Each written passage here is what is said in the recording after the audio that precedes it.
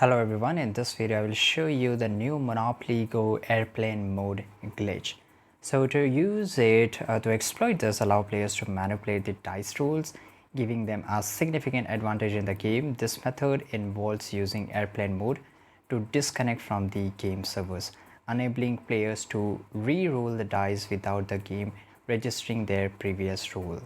Before rolling the dice, player would turn on airplane mode right on the device, disconnecting it from the internet. So let's show me. I will just go to turn on my airplane mode here. I will turn off my Wi-Fi and then I will just press here go.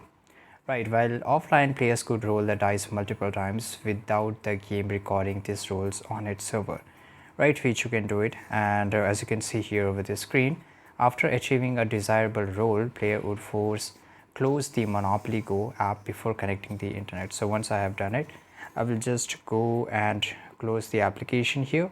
Now I will just go and turn on my Wi-Fi once again, and in this way I can just go and turn on my Monopoly Go once again and it will get connected to the internet. Now some players clear the app local data to ensure any roll history was erased.